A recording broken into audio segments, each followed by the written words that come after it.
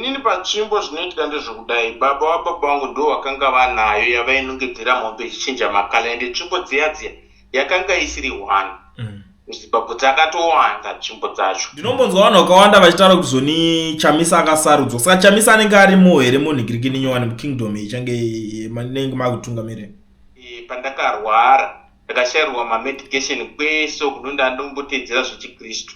Asi baba vangu vaikura vachindidzidzisa zvemudzimu. Chinhu chakandiponesa ibute chete, but hakuna mishonga yakashanda pandiri nemunamato yese. Putiputi iyo titori nayo nezvimwe zvitori kune tsvimbo kumba kwedu uku. Zvaingonzi mapfupa achamuka, zvaingonzi mabhonzo achamuka, zvaingonzi marapo achamuka. Vamuka vamunhu mutapa, vamuka tembo, vamuka. Kulend apa watanga kutaura shamwari ka mumba mangu mamwine gonzo ranga richinetsa shamwari rabva ramhanya ndabva ndaribata muswe shamwari razondidhonzera murufu shamwari ndakamonerera muswe wacho muruoko parangonzwa kuti kulend ndabva ndatomonerera muswe wacho muruoko rikandidhonzera murufu shamwari musiding ndatozona ndatopinda mukati muyama musiding.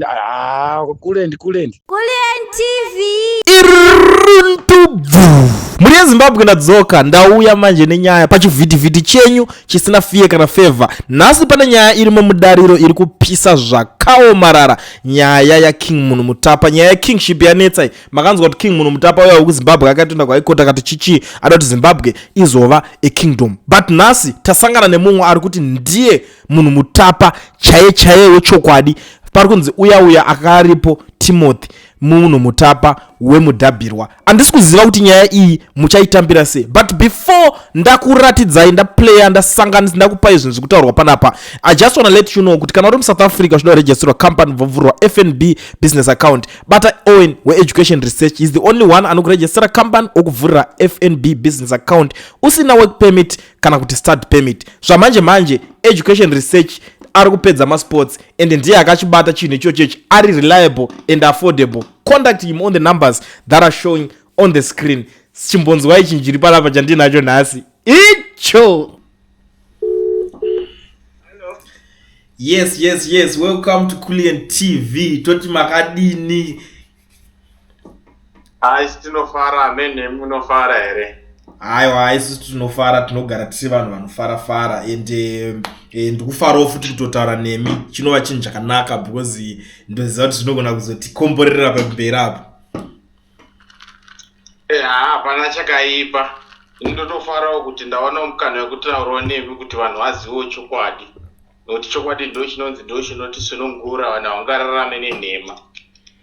Yeah, zvakanaka. So, before I waste much of your time, ndine nyaya ndakanzwa. I think you know the reason why I called you. Ndine nyaya ndakanzwa muchitaura na DJ Wally 0.5 Creative Studio, sahwira wangu mukuru. Saka ndakati ndakeza ndimbotaurawo namambo ndimbonyatsonzwisisa. I understand because tinozoita mibvunzo yakasiyana but ndakeza tingotangira pamuri kuti mungotanga kutaura murimi zvatinoda kuti tizive. Ndichabvunza zvizhinji zvakawanda. I think starting point ndimi mambo like what you were saying with DJ Wally. I think munogona kungotangira ipapo.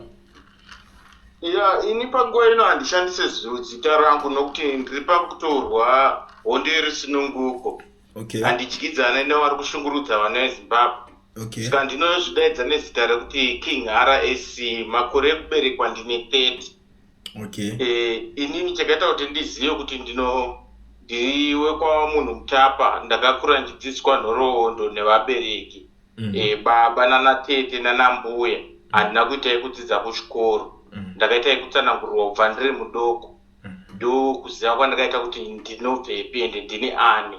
Saka ndakura pandakanzwa uyu achireva nhema achiti ndiye mwoyo, ndakaita confusion. Ndo pandakatanga kuresearcha zvinhu kuti ndikwanise kubeka claim yangu yezvinhu zvandakakura ndichiudzwa.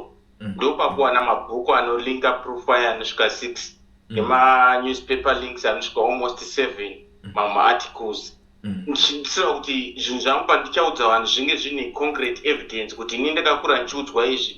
Pamusoro pazvo kune mabhuku anotitsigirei nezvazvo nemanewspaper anotsigira nezvazvo. uyezve nezviprofiti. So pane izvi zvese izvi zvamukutaura zvenhingirikini, but that guy weyayo handiti akatonda kuhigh court akatoaprovwa kuti ndiye. Chinoitika ndechekudai vamunhu mutapa kuurawa kwawakaita tine mitemo yedu nemakoti edu aya avapo achena vachena ndo vakatouraya vamunhu mutapa. Saka kana zvichinzi muzukuru wamunhu mutapa akuenda kundotsvaga approval kune vanhu vanoshandisa mitemo yakauraya sekuru wake, zvinokumekeraiwo sense here nyangwe murimi? Ya zvimeke sense chokwadi. Saka nyaya iripo ndeyekuti uyu muyera moyo, ini ndiri muyera mbizi. But chiripo ndechekudai vayera moyo dai azviti ndewe Rozhi Empire ndainzwisisa. Rozhi ndo yakanga iri yemoyo yakateera mumashure memuno Mutapa Empire. Saka azvite toti pakabva vamoyo vemunhu Mutapa kwakuya vaRozhi zvakare vemunhu veRozhi Empire vemoyo again. Saka anozodzi madifferent empires pakuti kudi iwo wanga wane mutupo mumwe chete, zvinomekawo sense here kwamuri izvozvo. Aiwa hazvimeke sense, but tisingatarise hedu pane nyaya yekuti anonzi iye azoenda ari kunhingirikini, toziva sei approval ndezvipi mune here zvamungakwanisa kutiratidza nazvo isu semazimbabwe kuti tizive kuti right imimi ndimi the chosen one wekwa Mutapa chacho, tisingatarise zvemutupo nechinjiri? Inini chinoitika ndechekudai, so inini zvekutotungamira chipo changu chandikaberekwa nacho. Nyange ndakasvika panzvimbo ndiri munhu anofarirwa nevanhu, ndinongounganidza chaunganizi, ndinobatsira vanhu kusolva maproblem avo, is always ndine solution. Vanhu vese vanotondiaprecha vachitoziva kuti uyayo tikasvika kwaari anotibatsira nezvakati. Ende ndakaona vanhu vachishungurudzwa, ndinorwadziwa zvakanyanya. Ndokusaka inini ndichakura ndisati ndogona kunyatsotaura mashoko akati wandei chakutaura kuti baba mama. Ndakarota ndichiridzirwa ngoma nehosho ndokudza baba vangu ndokukanuka kuti mwana uyu asati anyatsotaura but akwanisa kutsanangurira zvinhu zvaarota. Ndokuenda neni kun'anga baba. Ndaenda neni kun'anga ndokuchiudzwa kuti mwana uyu achikura haafaniri kugara muno munyika nokuti ane rudo nevanhu, anourawa, haakwanise kutarisa vanhu vachidzvanyirirwa vachimbunyikidzwa, anofanira kuti azobuda munyika muno. Saka kukura kwangu kwese kubva pandakasvika 14, 15, 16 baba vangu ngondidzinga pamba achiti enda kunze kwenyika. Apa plan handina kuti ndoenda kunze kwenyika ndonoitei, handina mari, handina chii, but nokuda kwaMwari pane zvakazoitika zvakaita kuti ndibude kunze kwenyika. Ndozvimwe futi zvinoita kuti ndizive kuti ndine chipo. Uyezve pandakarwara ndakashayirwa mamedication kwese kunonda ndombotedzera zvechiKristu, asi baba vangu vaikura vachindidzidzisa zvemudzimu. Chinhu chakandiponesa ibute chete, but hakuna mishonga yakashanda pandiri nemunamato yese. Ndangofemba bute ka1. Vanoziva bva vanditi hamudzimu chitogara unaro bute riro zvinotodawo ndo rinokuraramisa. Right, ndiri kunzwa pamuri kutaura kuti apa mune nhingirikini mune chipo ende munenge muchibatsira vanhu. It's like muri kutaura in the way yekubatsira how, because kubatsira kunosiyana siyana. Unoti kushandira izi kutongosorova maproblem chaiko kupanga mazano. Kana vanhu vari mudambudziko mazano vangu anowanzoshanda chaizvo. Alright. But still ana munhu Mutapa vaya vanga vasingashandise tsvimbo here. Can we say kuti mimi munoziva kwairi tsvimbo here? Inini patsvimbo zvinoitika ndezvokudai, baba wababa vangu ndo vakanga vanayo yavainongedzera mombe ichichinja makala, ende tsvimbo dziya yakanga isiri 1 muZimbabwe, dzakatowanda tsvimbo dzacho. Ndo zvinoitika. Saka kana tichitaura nyaya yetsvimbo, inini ndogona ndisina inheritance yetsvimbo kubva mumadzitateguru vangu, asi takanga tinayo, but kuri kuti vakazoziva kuti nda kuita follow up nezvinhu zvasekuru vangu ndotoipiwa zvinhu zvitoriko hope kumba kuzvinhu zvachona. Nenhoroondo yavamwe sekuru vangu pauya mumadzviti, sekuru vangu ndo vakanga wane pfuti chete nekuti vakanga vari vekwamunhu Mutapa, yange iri mhuri yakabudirira. Vantozikanwa mudunhu rese kuti ndo vakadifenda kuti mombe nemadzimai asatorwe nemaburiro avo nekuda kuti vanga wane pfuti iyo titori nayo nezvimwe zvitoriko netsvimbo kumba kwedu uku, but kana kuri kuti ana baba havasi kutoziva kuti inini ndazozvipira kuteedzera chipo changu, ichasvika nguva yavo achandigashidza zvinhu zvacho. Zvokuti makatonobata bosi tsvimbo yayo inoyera kana miti ikandongedzwa inooma, that tsvimbo yayo ndiyo yayo here ainzi tsvimbo yenyika yayo. chinozoitika ndechokudai patsvimbo idzi ka vanonge vachitaura nadzo tichazovakumbira kuti vadzishandise nokuti dzimwe dzenguva tsvimbo yacho inogona kutadza kushanda kana iri mumaoko asiwo. Zvakangofanana netsvimbo yaMozisi haina kushanda nekuda kwokuti itsvimbo yaivhura mvura kumunhu wese. Yakashanda nekuda kwokuti yakanga iri mumaoko aMozisi. Alright, ndikupanzwisisa. Imimi ndauda kuzibvunza kuti ngatiti taenda nemi kune tsvimbo yacho imimi. Mukanzi manoibata haikukanganisa here because vamwe vazhinji vanonzi akabata tsvimbo asiri weiko inogona kumukanganisa kuti anobva apenga, umwe anogona kufa, umwe anogona kuita zvakasiyana siyana. Are you sure kuti haikuaffect here? Haitombofa yakandikanganisa. Inini ndinotofambidzana newedha nezvinhu zvakawanda. Ndine imwe nzvimbo yandakasvika kune garwo rakashusha vanhu rinoti rakatsvagwa nevarungu nemapaks vanorishaya. But musi wandakapfuura neparikoyo ndakakwanisa kuriona rakakura mameters rinonzi nderechivanhu garwe iroro. Rinonzi haridi vanhu vanoshinwa rinobata vanhu vanoshinwa. Ndini ndega ndakakwanisa kuriona but varungu vanouya rotsvaga orishaya.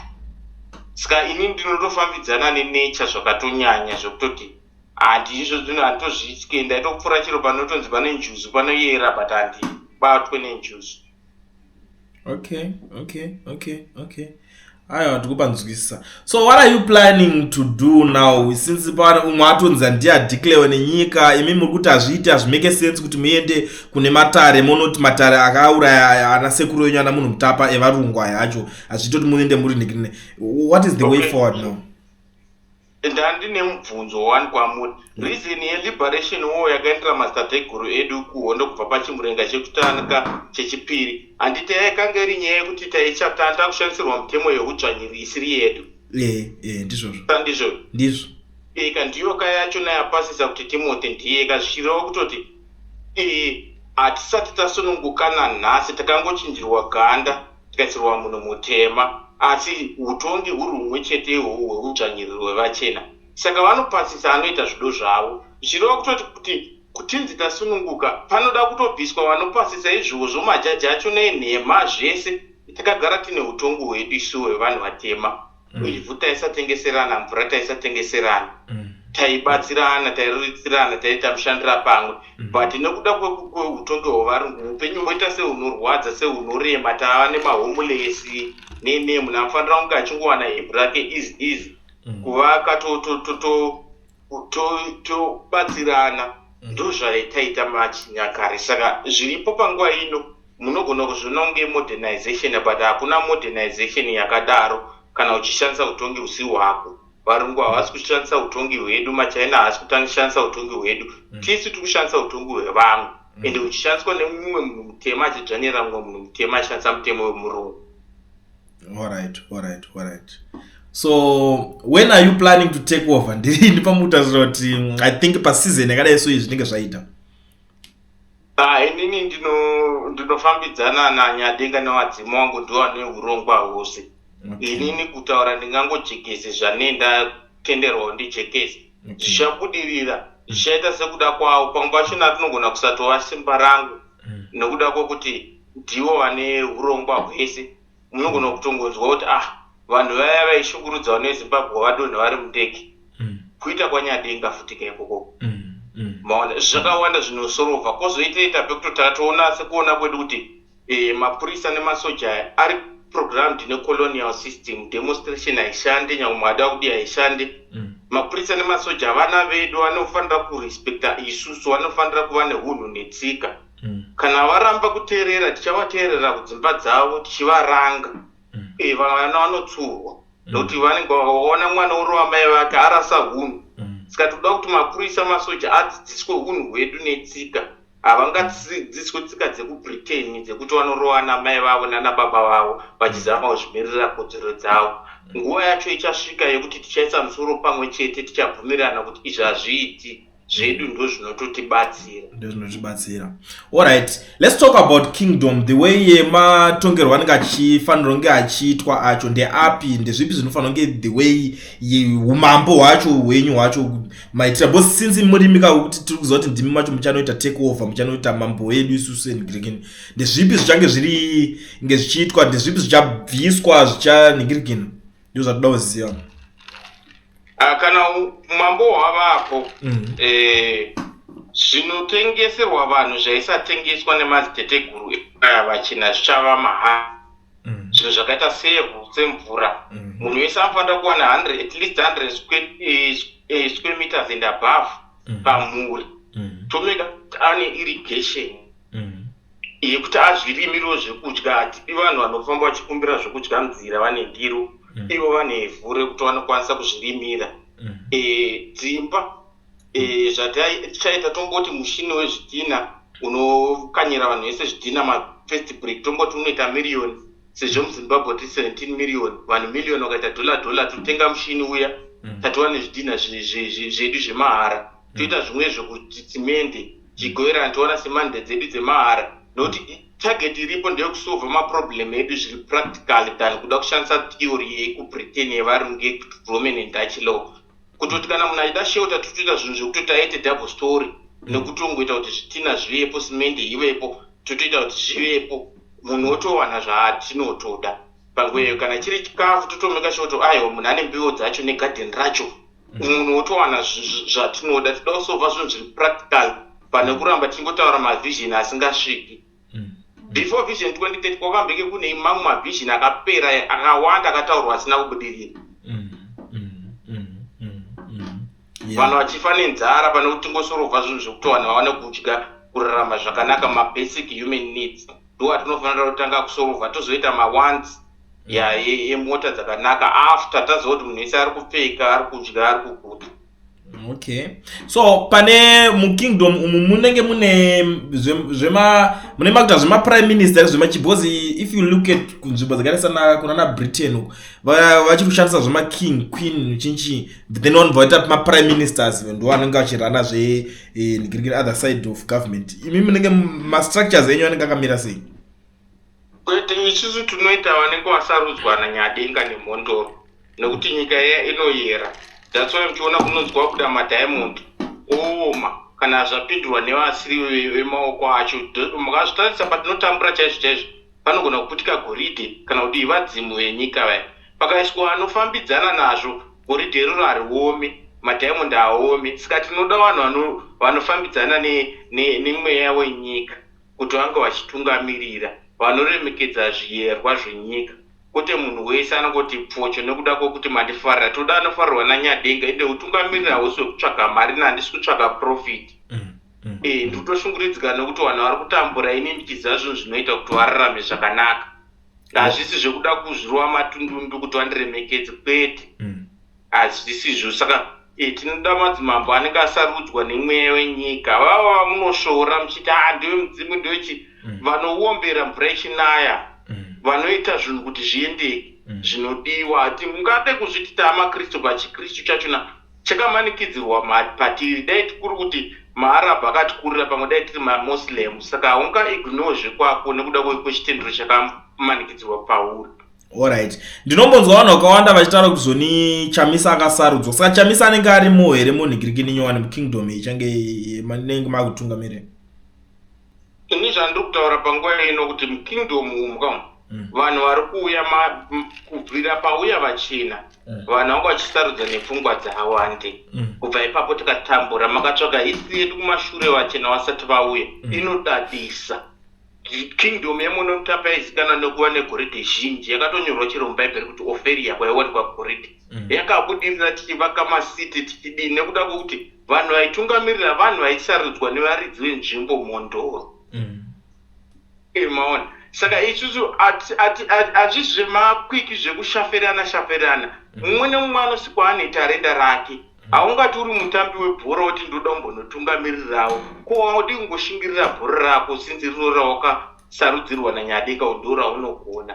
Saka kune vanhu vakatosarudzwa spiritually, atone quality leadership, achitori kana ka 10 years motokaona kutoti akamutungamirira. Maona. Alright. Ndo vanhu vatinoda. Alright. Zvemabharoti pepa kuti kudii tazvizama kangani muchasvika pakubvuma kuti azvishande rini. Alright. what about the issue of iko zvino zvitikunzwa nyaya yekuti zvigananda like pachanyatsofambiswa sei vanhu vanenge vakuzonotorerwa wealth yavo munovatorera here zvavakanhingirikina because kuna vamwe vanhu kuti vanowana pfuma nekuba vanowana pfuma because of mapolitical maconnections avo emupolitics pakaita sei papo muchapafambisa sei?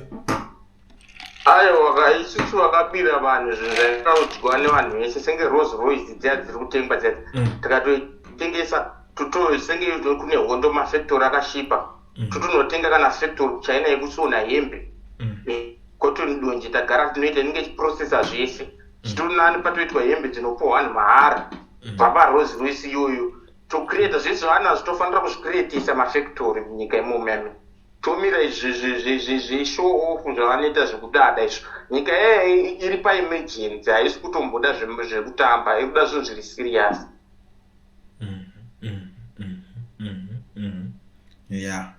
Nokuti vanhu vamwe vari kuvafa nenzara vamwe vari kudyiwa nemakarwa vachiyambuka rukova itori pari serious zvokutoti gore rinori vanhu tikaisa musoro pamwe mapolitician tomabvisa demonstration haishande vana vedu mapurisa nemasoja tine mvumo yekuvabatira kumbacha kuti vabvisira bhande kwakuvaranga kuti vateere noti ndakanzwa kuti murodhi vanopuhwa madrugs kuti vari vaberekere vavo pamunonodemonstrata paya ndosika muchizoona zvavanoita madrugs aya. Okay, alright. Saka vanotoda kutobatwa kumba kwakuvaranga vana vedu tofanira kuita zvida zvedu mapurisa nemasoja 151,000 havangamisi zvido zve117 million vachisapota mhuri imwe. Alright. Apa ndakuta ndichiona something. So apa are you saying kuti imimi pakuunikira pakuzouya kwenyu teta kuti chi3 of Mutapa nditi munouya mune ningirikini yevanhu yekubatsirwa nevanhu kuti mutore nyika yacho here ndopapenda ndimbotirai kubvunza papa. Inini vanhu kundida kusandida ini zvangu ndezveropa ndakasarudzwa kare naNyadenga ende ndine ropa remadzitogoro wangu rinofamba neni nechipo. Saka inini chino chandongomirira kuti ivo vaise musoro pamwe chete kuti zvinhu zvavo zvivaendekere vakasaisa musoro pamwe vacharamba vachitambura.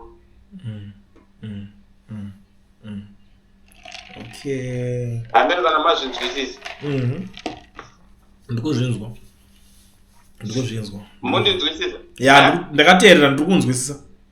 Ivo vakasaisa musoro pamwe nekupepuka kuti aiwa hongwa atazama utongi hwausi kushanda vanofanira kupepuka nemadzitateguru tinenge tichikumbirira kuti vavhuro meso evana vavo vazvionere kuti aiwa utongi hwevachena kuti auzama nguva yareba tinokwanisa kushandisa utongi hwedu hwevanhu vatema tinawo maselfoni tinadzo mota dzacho asi tichishandisa utongi hwedu tahuvandudza kuti uenderana nenguva ino tine foundation nemadzitateguru edu kuti ivhu haritengeserwe munhu imba yaitengeserwa munhu takanga tisina matitle deeds akatangira kugrisu saka nhamo yedu ndeyekuinjiniwa unozva kutosafa kuti unzi waona shelter.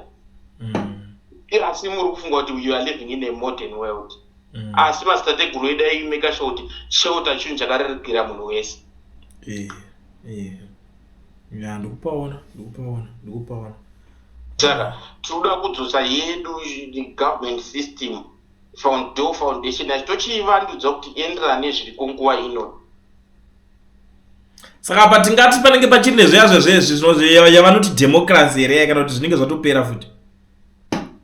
Democracy yachona haisitombori democracy just because even kwainonzi inopracticwa kwayakaoriginata tongogara chinzwa maaccusation kuti nhinga akariga nhinga akadii. So democracy is just a fiction story which does not exist. Whoever has power is also to rig forever. So if you pin your hopes on democracy you cry forever. The reality toda kudzokera patakanga tiri pedu ipapo hatingadade nezvevamwe tochiumba kubva ipapo. So pedu apa panenge pakushanda inonzi chia maybe isusu zedu zvinhu zvacho kwakare inonzi hurumende yeutsveni inomeka sure kuti justice ndeyekuti chinhu chakatipuwa vanhu naNyadenga mahara ivhu haringatengeserwe munhu nekuti raiswa zita rechirungu yekuti residential stand rakunzi plot rakunzi graveyard rotoisirwa mari yekuti unotonoshanda asi masitateguru edu aisadara. Okay, inini ndine chipo chekuimbosa Mambo Solomon makazonditendera ndokuimbirewo makurasi nyangwa munhu mutapa aikomboza masongo amunonzwa echinyakare ndiwo aikomboza futi. totomada kuti mutombo maimba zvakakosha. Alright, regai ndimboimba tu. Zvaingonzi mapfupa achamuka, zvaingonzi mabhonzo achamuka, zvaingonzi marapo achamuka, vamuka vamunhu mutapa, vamuka tembo, vamuka samaita, vamuka mbizi, vamuka dube, vamuka King RAC ndivo munhu mutapa. Yes. I was still want some more. Ande roa imwe tinzwe. Okay. Zvinosirisa, zvinondishungurudza, zvinonzwisa tsitsi. Vana vangu muchaisa musoro pamwe riniko. Mazvake aita titambure. Mazvake aita tive varanda. Mazvake aita tidamburwe mavoko. Mazvake aita tiputsirwe musha. Zvinosiriritsa, zvinondishungurudza, zvinonzwisa tsitsi. Vana vangu muchaisa musoro pamwe riniko.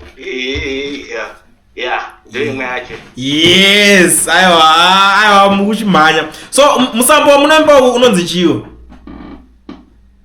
Panguva ino handiti maticha atinongowana anongoita mazimudhaku, saka chipo tinongoita kuti chingopinda ipapo pane zvine zviwanika panguva iyoyo. Zvine zviwanika, alright. But yamunenge kusakura kuti munokwanisa kuimba type yese?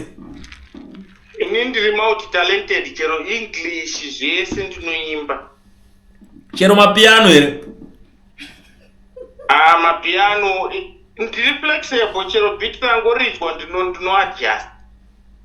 Alright, because ndoziva mumwe DJ anogadzira mapiano. That's why ndanabvunza chero mapiano here. But anyway, it's okay. I want to thank you so much for having time with us here. I know a lot of people vadzidza zvakawanda, vanzwawo zvakawanda. Munozwa kuti nyaya dzakawanda tingoita dzekungonzwa, but zvakakosha kuzvinzwa from the horse's mouth, like what you did kuti matoya makati jekesera. Takutoziva kuti uyaya Timothy uyaya ndifake. But before I let you go panapa, ndakuzivawo toita sei kuti timukonza kuti timuzivise kuti iye ndifake? Inini handina communication naye. Pamwe makangobudisa ndive evidence ndakupai muiso pa screen penyu vanoona kuti ayo kune manewspaper anotaura nezvazvo, kune mabhuku anotaura nezvazvo. Vanhuwo nawo muwaisira government system yaya vachiona vachipoza vachiverengawo. Ini handizozotima kuti tingamuwanisi kana namba yake handina. Aiwa, tinokwanisa kumuwana. Tinokwanisa here kuti tomufonera tokuconnecta imese motaura ipapa tikaita conference call? Imimi zvamungaite for now ngatimboitei zvekuti mbobuditsa video vanhu vamboona, handimochizoorganize ya Timothy yacho naye. Noti inenge ichitoda nguva yakati rebei. Vanhu vamboona evidence, noti vanhu vasati vaona kana evidence yandakupai, saka havazvinzwisisi. Alright, thank you so much. Regedzai nditese kudaro tinhikirikine vana veZimbabwe vazvionere vazvinzwire. Ndikutenda nekuwana nguva kwamaita. Okay, hamuzongondiudza kana iye abvuma moita appointment totaura naye. Alright, it's okay. Okay, tatenda. Sharp, bye bye. Okay. So, muri Zimbabwe, that was King Munomutapa, the real one. You know, I was told kuti iwe kune chaiye goes we are the Timothy that's the fake. I don't know. I'm not here to judge. I'm not here imimi ndimanzwa mafacts ataurwa maanzwa kuti hanzi munhu mutapa chaiye anga asingaere moyo asi aiyera mpizi. Saka avatoya vakatoti iwe vatori muiyera mpizi akakwana akazvimirira. So it's up to you. Zvakwamuri kufuga kana kuwarira ndimuchandudzawo kuti nyaya yacho munoiona sei. But muri Zimbabwe, before I disappear, kana uri South Africa uchida kuregister company vavhurwa FNB business account. Bata Education Research yana Owen. He is the only one anokwanisa kuregister company okuvhurira FNB business account pasina work permit. Panongone passport chete ndo inodiwa. Saka kana une passport enda kwa Owen ungonoitirwa zvinhu izvozvo. Usaswera uchivhaironza wana bank account mukore uno, because Owen anokwanisa kungokuitira une passport chete yawakapinda nayo South Africa. Chero kana uri kunze kweSouth Africa zvinoita. So contact him on the numbers that are showing on the screen.